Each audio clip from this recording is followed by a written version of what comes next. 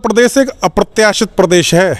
यहाँ भाजपा अगर कुछ सोच रही हो या समाजवादी कुछ सोच रही हो, वैसा कुछ नहीं होने वाला। पूर्ण बहुमत से बहुजन समाज पार्टी की सरकार बनने वाली है और माननीय बहन जी 5वीं बार उत्तर प्रदेश की मुख्यमंत्री बनना निश्चित तय है। दरअसल आपको बता दें, उत्तर प्रदेश में ग्राउंड रिपोर्टिंग करते करते आज हम आ पहुँचे हैं उत्तर प्रदेश के हाथरस जिला की सादाबाद विधानसभा में। यहाँ हमारे साथ बहुजन समाज पार्टी के कद्दावर नेता मौजूद हैं, डॉक्टर अरविंद शर्मा, जो हाल ही के दिनों में भाजपा छोड़कर बहुजन समाज पार्टी में शामिल हुए हैं। कयास ये लगाए जा रहे हैं कि ये सादाबाद विधानसभा से बहुजन समाज पार्टी से चुनाव लड़ सकते हैं। इन्हीं की जुबानी जानेंगे और इनसे जानेंगे कि ये भाजपा छोड़कर बहुजन समाज पार्टी में क्यों आए और आगे इस विधानसभा के लिए इनका क्या करने का मकसद है और ये क्या करेंगे। पहले तो सर आपका बहुत बहुत स्वागत है हमारे चैनल पर। बहुत बहुत धन्यवाद आपका। बहुत बहुत आप भाजपा छोड़कर आए हो, क्यों भाजपा छोड़कर बहुजन समाज पार्टी का दामन थामना? आपने ऐसा क्या लगा बसपा में जो आप बसपा में आए? जैसा कि मैं पूर्व में भारतीय जनता पार्टी में बहुत लंबे समय तक रहा, आप देख रहे हैं काफ़ी लंबे समय से मैं एक किसान परिवार का बेटा हूं और कृषि हमारा मुख्य व्यवसाय है। आप देख रहे हैं पिछले समय से भारतीय जनता पार्टी ने किसानों की कितनी दुर्गति उत्तर प्रदेश और भारत में कर रखी है। 3 ऐसे कृषि कानून आए जिन कृषि कानूनों का अगर इम्प्लीमेंटेशन पूरे भारतवर्ष में हो जाता है तो किसान की स्थिति बहुत ही दयनीय हो जाएगी, जो कि आज तो दयनीय बनी हुई है, आगे और दयनीय हो सकती है अगर ये कृषि कानून इम्प्लीमेंट हो गए तो आपने जो भाजपा छोड़ी वो कृषि कानूनों के मद्देनजर देखते हुए छोड़ी। अब देख रहे हैं कि सारी चीज़ें प्राइवेट में जा रही हैं। हमारे शिक्षित बेरोज़गार भाइयों की संख्या बढ़ती जा रही है, रोज़गार है नहीं, किसानों की स्थिति दयनीय है।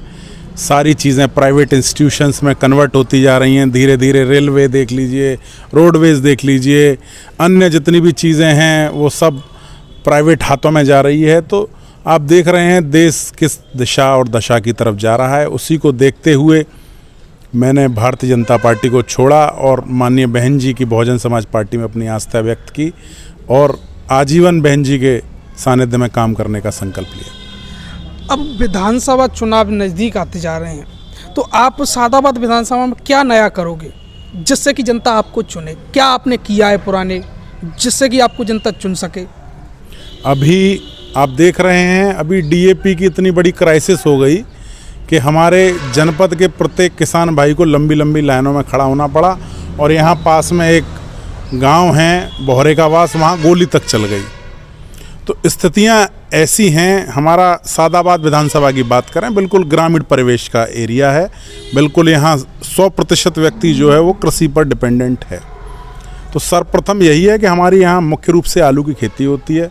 तो उद्देश्य यही है कि आलू का कुछ ऐसा यहाँ व्यवसाय ऐसा आ जाए और हमारा उद्देश्य यह है कि हम यहाँ से बीएसपी के प्रत्याशी को जिताकर भेजें और बहन जी को 5वीं बार मुख्यमंत्री बनाएं, जिससे कि हम यहाँ अपने किसान भाइयों के लिए एक बहुत अच्छी कोई इंडस्ट्री जो आलू से रिलेटेड हो उसको लगवा सकें, ताकि यहाँ आलू की खपत बढ़ सके और हमारे किसान भाइयों को उचित मूल्य मिल सके और वो लोग अपने परिवार का अच्छा भरण पोषण कर सकें।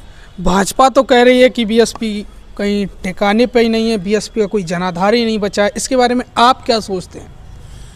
देखिए, आपने देखा पिछले चुनाव से पहले भाजपा का कहीं जनाधार नज़र आता था? नहीं आता था। अचानक उनकी 325 सीटें आईं। तो उत्तर प्रदेश एक अप्रत्याशित प्रदेश है। यहाँ भाजपा अगर कुछ सोच रही हो या समाजवादी कुछ सोच रही हो, वैसा कुछ नहीं होने वाला। पूर्ण बहुमत से बहुजन समाज पार्टी की सरकार बनने वाली है और माननीय बहन जी 5वीं बार उत्तर प्रदेश की मुख्यमंत्री बनना निश्चित तय है। कैसे बनेंगी जब सड़क पर कोई संघर्ष ही नहीं करेगा? आप जैसे नेता जब सड़क पर ही नहीं उतरेंगे तो आप कैसे विधानसभा में जीत कर जाओगे? देखिए, बहुजन समाज पार्टी की जो मुखिया हैं, जितना भी कोई भी कृत्य होता है, कुछ भी होता है, उसके प्रति अभी आपने देखा किसानों के लिए माननीय बहन जी ने अपनी बहुजन समाज पार्टी का पूरा किसानों के लिए समर्थन दिया। और आप देख रहे हैं, आप कह रहे हैं ज़मीनी लेवल पर कुछ नहीं हो रहा है। मैं एक बेसिक कार्यकर्ता हूं, एक ज़मीनी कार्यकर्ता हूं। मैं पूरे दिन सुबह से रात तक अपने क्षेत्र में रहता हूं और जनता की समस्याएं जो भी मेरे सामने आती हैं उनका निस्तारण कराने का प्रयास करता हूं। तो हाल ही के दिनों में और पिछले चुनाव देखे जाएं तो बहुजन समाज पार्टी का पूरे इसमें गढ़ है सादाबाद में, और यहाँ से लगातार बहुजन समाज पार्टी के विधायक और यहाँ से मंत्री भी रहे। रामवीर उपाध्याय को हाल ही के दिनों में पार्टी से निष्कासित कर दिया। अब रामवीर उपाध्याय के बारे में ब्राह्मण समाज क्या सोचता है? क्या उनको द्वारा अगर बीजेपी टिकट देती है तो फिर जता के भेजेगी उनको या नहीं भेजेगी? तो आपके क्या विचार हैं इस पर? देखिए, पूर्व में वो यहाँ हाथरस जनपद की तीनों विधानसभाओं से 5 बार विधायक रह चुके हैं और उनके सादाबाद में विधायक रहते हुए या तो उनकी कुछ तबीयत खराब रही या फिर उनका कोई इंटरेस्ट क्षेत्र में नहीं रहा। वो क्षेत्र में पिछले 4.5 वर्ष में कहीं नज़र नहीं आए।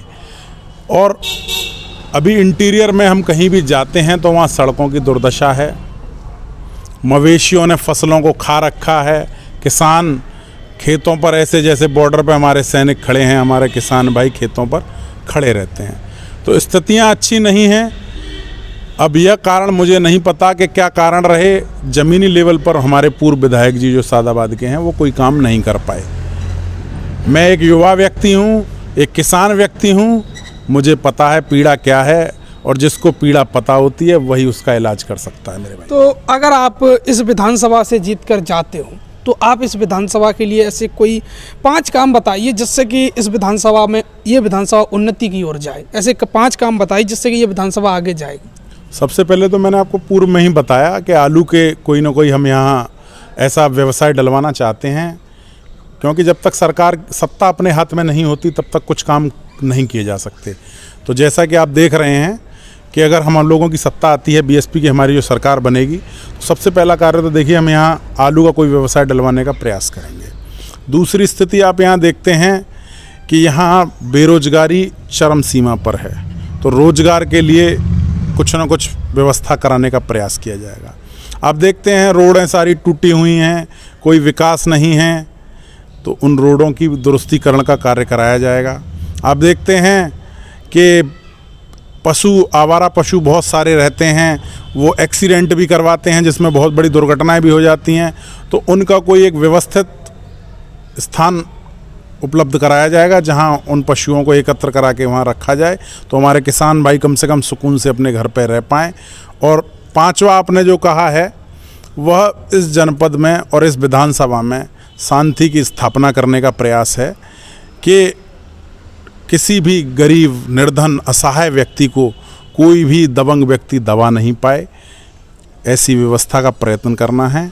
ब्राह्मण समाज को, सवर्ण समाज को, दलित समाज को, शोषित समाज को, वांछित समाज को, जितने भी दबे कुचले सब लोगों को सम्मान देने का जो काम किया है वो माननीय बहन जी ने किया है। और हम लोग पूरी ताकत से माननीय बहन जी के हाथ मजबूत करेंगे और उत्तर प्रदेश में बहन जी की सरकार बनाने का प्रयत्न करेंगे। जिस प्रकार से आप देख रहे थे सादाबाद क्षेत्र से, सादाबाद विधानसभा से अविन शर्मा जो कि बहुजन समाज पार्टी में हाल ही के दिनों में शामिल हुए हैं और उन्होंने अपनी बात रखी और सादाबाद विधानसभा के लिए विकास कार्य भी वो करवाएंगे अगर विधानसभा में जाते हैं। साथ ही रामवीर उपाध्याय पर भी उन्होंने जमकर हमला बोला और साथ ही बताया कि वो क्षेत्र में कहीं दिखे नहीं 5 साल। तो आप देख रहे थे हमारी ये खास पेशकश, ऐसे ही बने रहिए क्योंकि अब सादाबाद विधानसभा में हम ग्राउंड रिपोर्टिंग, ग्राउंड की जो स्थिति है, एक्चुअल घटनाएं हम आपको दिखाएंगे सादाबाद विधानसभा में क्या है। तो आप बने रहिए ऐसे ही हमारे चैनल